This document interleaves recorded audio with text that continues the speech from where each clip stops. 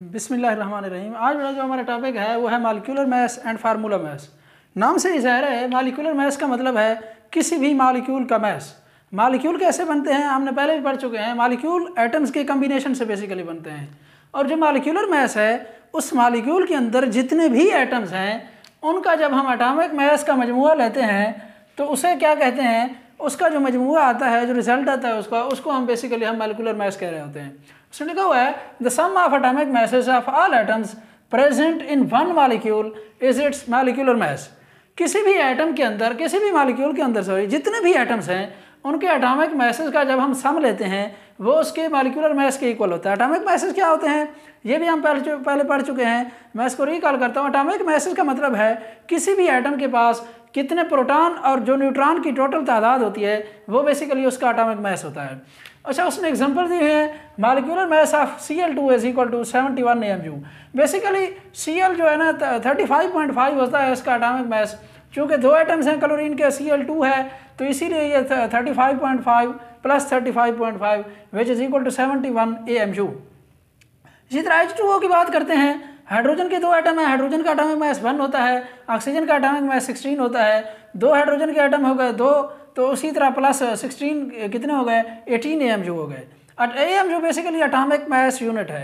Atomic mass का मतलब है ये कि उसका जो एटॉमिक मास है, उसका जो एटम्स का मास है उसे एटॉमिक मास कहते हैं।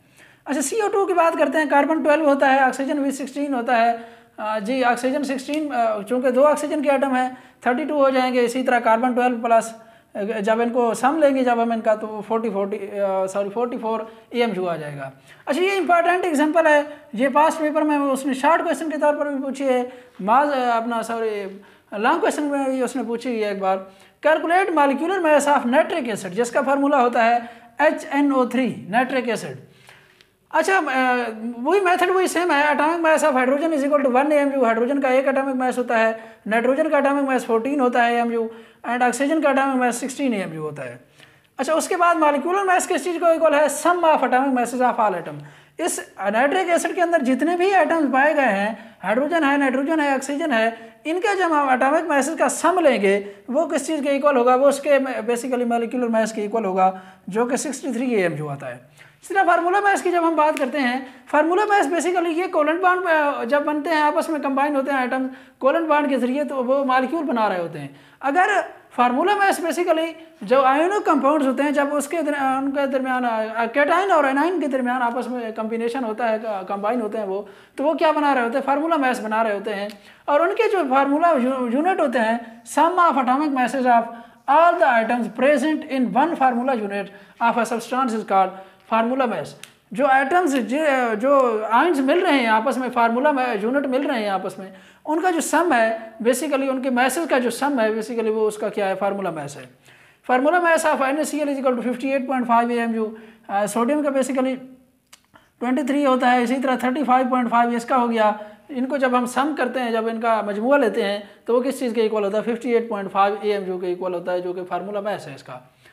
Calculate formula mass of, next example है 1.3, formula mass of potassium sulphate जिसका फार्मूला है K2SO4। पोटाशियम का एटॉमिक मास होता है 39 AMU, सल्फर का 32 AMU होता है, ऑक्सीजन का 16 AMU होता है। अच्छा, ये जो एटॉमिक मासेस हैं ये आपने इनको याद करना है, इनको ज़ाहिर है अब रट्टा लगाना पड़ेगा आपको। किसी भी एटम के अंदर जो प्रोटॉन और न्यूट्रॉन की बेसिकली जो तादाद होती है वो उसका एटॉमिक मास कहलाता है। इसके अंदर चूँकि ऑक्सीजन की जब हम बात करते हैं 16 है AMU, इसका मतलब है 8 इसके पास प्रोटॉन होते हैं और 8 न्यूट्रॉन होते हैं, तो इस तरह जो है ना 16 AMU इसका atomic mass unit, atomic mass जो है ना इसका 16 हो जाता है।